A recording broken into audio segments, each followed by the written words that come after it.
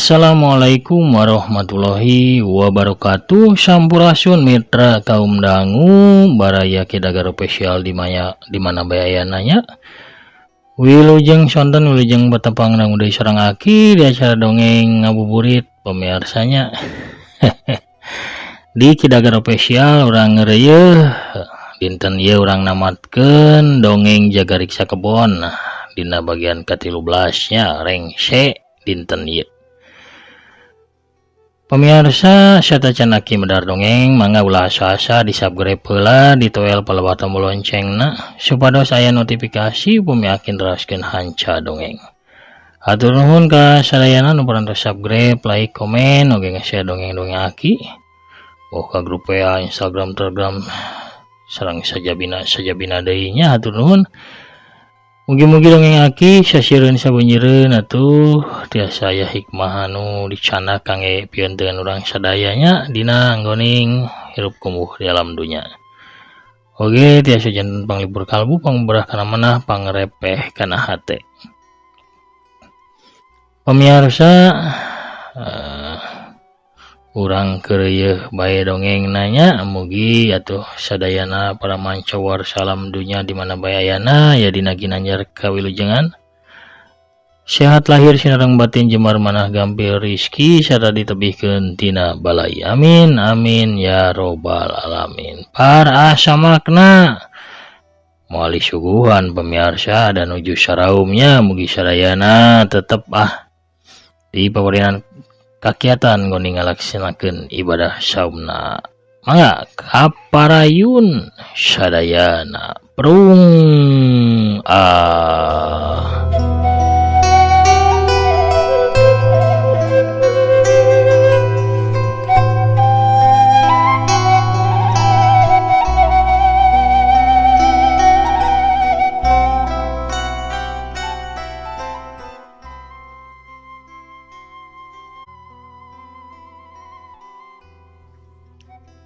hiji poe di mah kontrakana Dimas anu ayeuna mah hareureun pisan. Tos maraca berita can ceuk Herdian nu kakarak balik ngiderkeun kue ka warung-warung. Emangna aya naon kitu? Tanya Tika ka adi iparna. Buku bapa asup nominasi buku panglarisna di dunia internasional. Bapa teh bakal banjir artos miliaran. Walon Herdian bari ngasongkeun koran anu tadi menang meuli di jalan. Sakabeh dulurna sakali sewang maca eta koran anu aya berita ngeunaan Sidik Purnama. Urang teu kenging saperak oge nya. Kabeh ieu kualatan lanceuk urang, ceuk Deni bari ngarindat ka Dimas jeung Ardi. Urang agang Dimas Dembal Ardi bari barelol ngomongna rada emosi meureun ari disalahkeun kitu wae mah kudu jadi adina.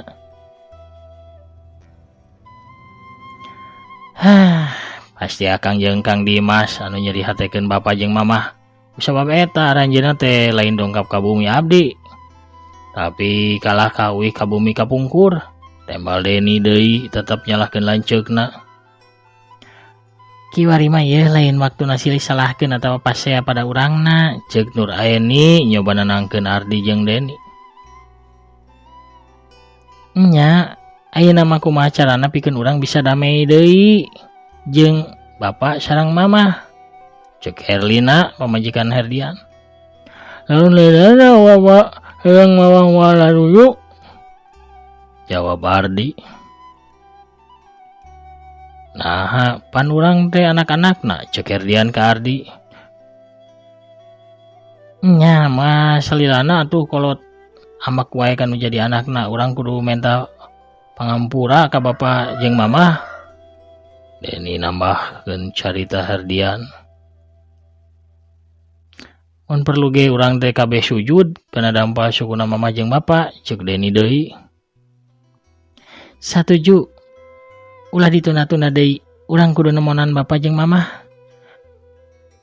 Urang sakabeh perlu modal lain pikeun usaha, ceuk Tika. Ari Dimas mah ukur unggut-unggutan jeung pepeta tanda satuju. Da puguh manehna mah teu bisa ngomong. Maya, Paul, hayu urang siap-siap, urang bakal mendakan Aki sareng Nini, cek Herdian ka alo-alona. Anu kakarak ngurunyung tas arulin ti hareup imah. Emang bapak sadayana pikageleheun. Aki sareng Nini pasti moal ngahapunten ka Mang. Sareng bapak sabab sadayana ukur demi acis. Cek Paul anu tadi ngadedengekeun obrolan kolot-kolotna tina jandela. Kami tos cekap ninggal katunggalan Aki sareng Nini. Moal deui kami moal ngiring. Cek Maya tuluy ngaleos bari ngenyang pigeulangna Paul. Kari kolot-kolotna anu arolohok ngadenge caritaan Maya jeung Paul kitu.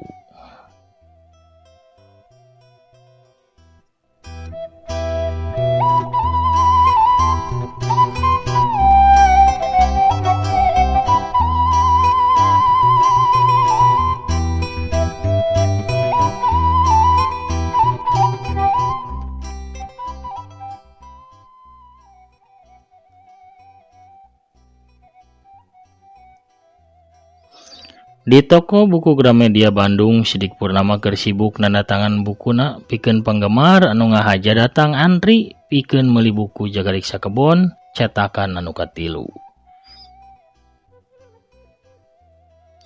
Tinggal sihir anjeun Pasidik. Sadaya toko buku anu ngagabung sareng urang pasti panjang antrianana.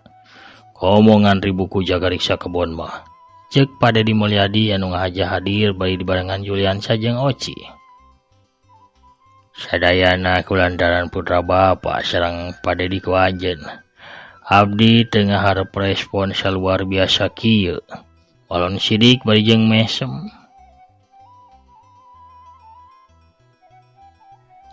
Iya Pak Sidik, aya acara panghormatan di Hotel Papandayan pikeun suksesna buku Pak Sidik. Ulah hilap sadaya kula warga diondangnya. Cek Dedi bari ngasongkeun amplop warna coklat ka Sidik. Barang dibuka di jerona teh cek sanilai 2 miliar jeung catatan acara pikeun penghargaan teh oge surat undangan VIP. Aya kana 15 lambarna. Surat undangan teh pikeun Sidik ngondang kula warga dulur atawa sobat-sobatna.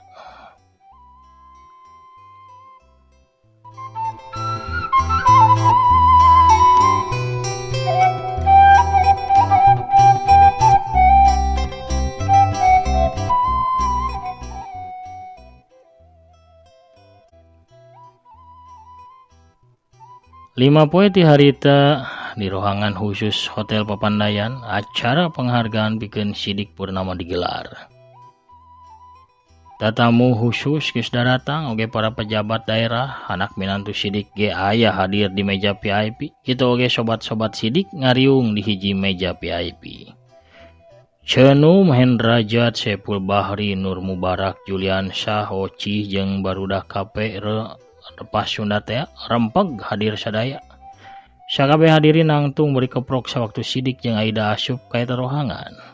Padedi Mulyadi naik ka podium pikeun mere sambutan. Hadirin sadayana, Jagariksa Kebon teu kedah dikenalkeun deui ku pribados. Pangarangna parantos ngengingkeun hadiah penghormatan. Anjeunna bakal nyarios saestuna ngeunaan Jagariksa Kebon.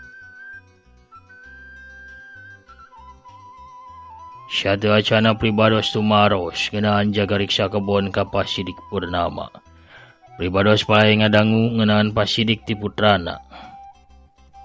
Dimas Sadi Adi Curinghak ngadenge kitu teh.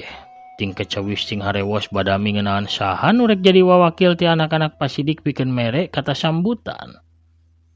Padedi nuluykeun deui sambutanana. Kulantaran eta urang panggil bae Pak Alpa Kinara. Ardi anu geus nangtung rek maju ka hareup ngadadak ngarengkog sabab teu nyana. Anu dipanggil teh geuning lain anak-anakna Sidik Purnama tapi na Alpa. Nu mangrupakeun ukur anak angkat. Alpa ge sarua ngarasa leuwasna manehna melong ka Sidik jeung Aida. Aida jeung Sidik imut bari unggek mere tanda yen nitah Alpa pikeun maju ka podium. Alpa atuh cangkat tina diukna tuluy lempang nuju ka podium. Bari dianteur ku paneuteub Dimas Syadi anu masih pinuh ku rasa heran.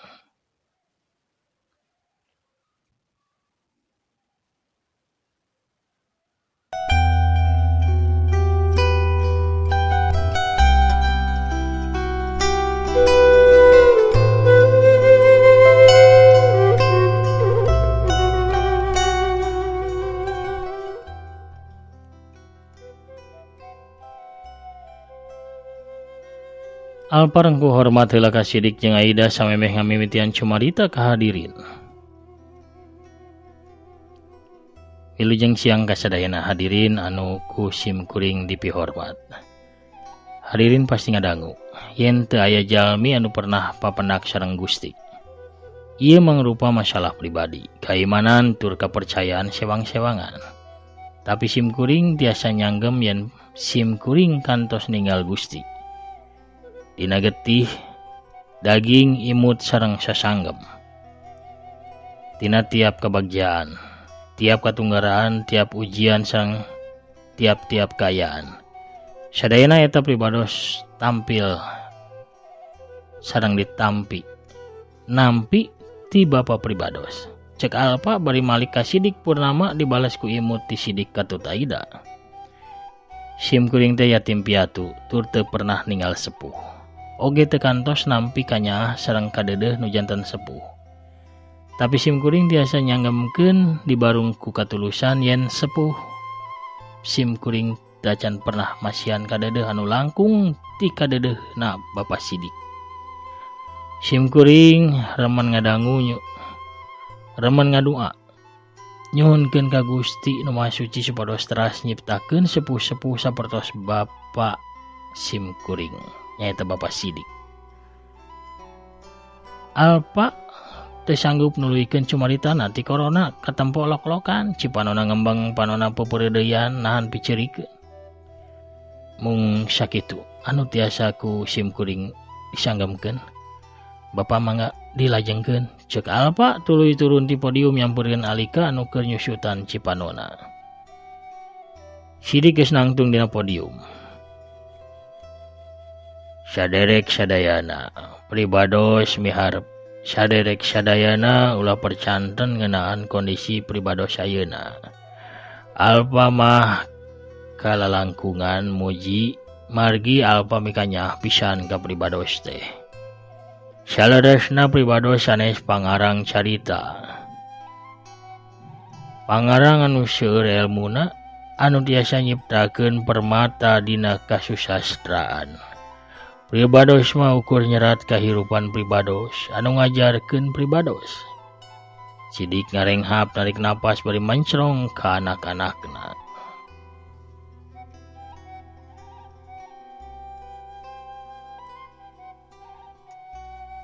Jaga riksa kebon. Sanes ngeunaan pribados atanapi anu sanes. Buku ieu konflik nu timbul di mangsa anu katukang oge tepi kawanci anu kiwari. Buku ieu ngeunaan hubungan antara dua generasi. Buku ngeunaan tak-tak anu ngalempreh. Anu ngulampreh di mana saurang budak diuk bari netep dunya. Buku ieu ngeunaan panangan anu ngageter. Panangan anu baheula nyekel panangan aranjeuna bari ngajarkeun pikeun ngalengkah. Buku ieu ngeunaan bibir anu garing sabada nganyanyikeun nina bobo. Ngadongengkeun dongeng carita budak. Tapi bibir ieu tos dibungkam.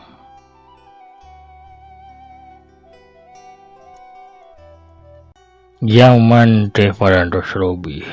Hirup oge robi. Pamingemut jami-jami anu sabaya sareng pribados. Kami ngajalin hubungan sareng ikatan dina anggoni ngalakukeun sagala hal. Bapa mangrupa Gusti, dina dampal ibu ayana surga.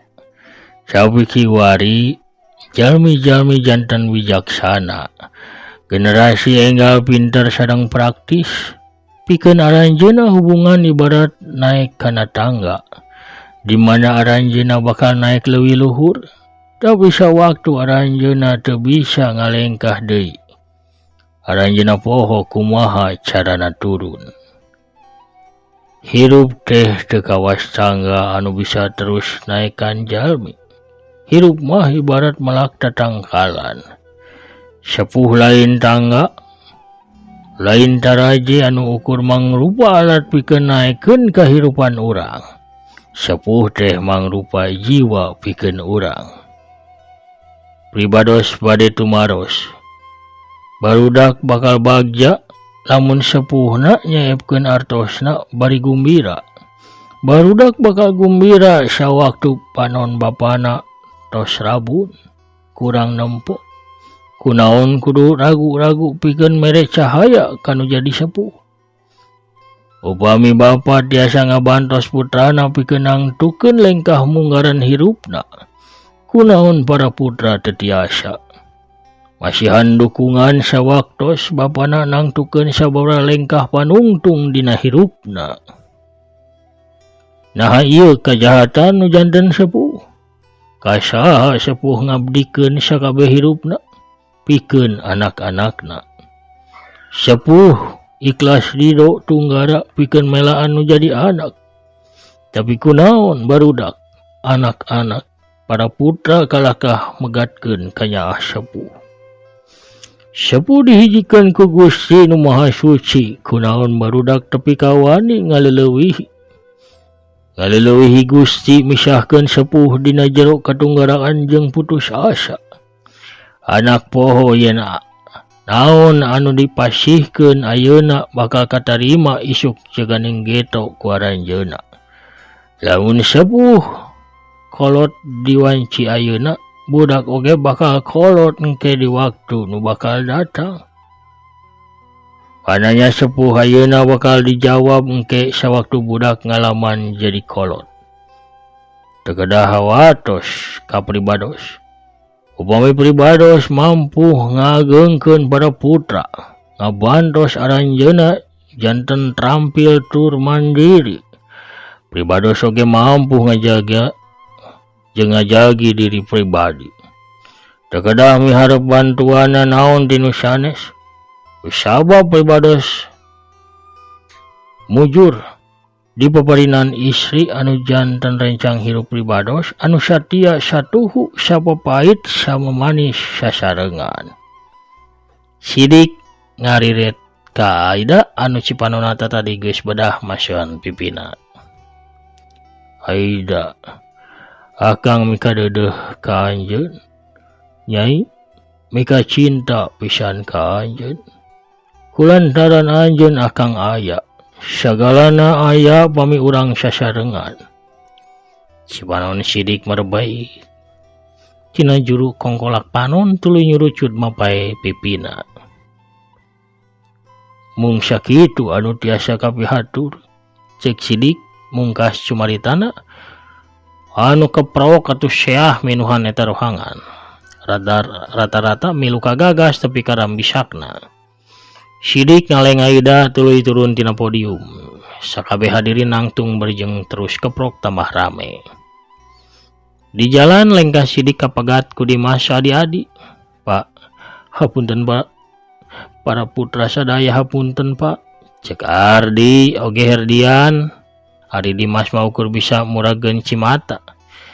Sidik can kaburu ngajawab sabab kaburu para wartawan murudu ngariung sidik. Pak, kumaha upami tanggapan Bapak ngeunaan nya upami ieu mah jaga riksa kebon teh kaalaman ku diri Bapak nyalira? Cek salah sahiji wartawan bari ngacungkeun mik ka hareupeun sidik Purnama. Barudak anu teu mika nyaah ka kolotna, anu teu mere tempat panyalindungan, anu teu ngahormatan ka kolot, kuring moal ngahampura ka maranehna. Kuring hayang ngahukum maranehna tapi kuring moal mungkir. Yen eta teh anak-anak kuring. Walon sidik tuluy ngaleos ti heula. Mah, Mama, seorang ibu mah pasti ngahapunten kalepatan para putrana mah. Mama keur ngahapunten kami sadaya kan. Cek Ardi bari ngagebig-gebig Aida anu teu tadi ukur cicing bari juuh Cipanon. Mah, hapunten kami mah, mohon mah hapunten kami meh. Bareng nuliana oge menta hampura ka Aida. Mohon, salaku nu janten ibu, tiasa wae mamah teh ngahapunten. Tapi salaku istri mamah moal tiasa hilap. Cipanon saki anu ngucur. Cuuh, disababkeun ku aranjeun ku haridep. Mamah teu tiasa nyarios deui. Mamah teu gaduh nanaon pikeun aranjeun oge pangapuntenna. Cek Aida bari terus ngaleos nuturkeun ka Sidik Purnama. Di hareupeun panto kaluar wartawan masih ngagimbung ngadang Sidik ku wawancara. Sidik tetep ngalayanan wawancara ti wartawan. Keur kitu ngadadak datang Maya jeung Paul. Sidik jeung Aida gumbira pisan nempo incuna daratang teh. Maya dirangkul ku Aida sedangkan Paul dipunggu ku Sidik. Sadajan ngewa ka kolotna ge ari ka incuna anu nyaraah ka dirina mah Aida jeung Sidik teh kacida nyaheunana. Panungtungna kidalang nyuhunkeun dihapunten samudayaning kalepatan pamiarsa baraya dongeng Kidaga Robesia sadayana. Bilih dina nggoning medari lalakon seueur pisan kakiranganana boh dina unak-unuk basana oge babaran kecapna anu kirang mernah nada dikemaklum bae. Lalakon juga riksa kebon pamiarsa rengse tamat dugi ka dieu. Mugia urang sadaya tiasa nyandak hikmah sareng pieunteun anu sae tina ieu lalakon. Hatur nuhun ka sadayana pamiarsa nu satia ngabandungan, manco ngarojong kana padaran-padaran dongeng Aki. Hatur nuhun pisan. Panginten mugi-mugi wae nya pamiarsa sadaya tetep dipaparinan kasehatan lahir sareng batin. Jembarkeun manahna digambilkeun rezekina dilancarkeun sagala urusanna oge ditebihkeun tina balaina teu hilap dikiatkeun ngeuning ngalaksanakeun ibadah saumna. Amin ya rabbal alamin. Sakitu nu kapihatur akina amit mungkur heula.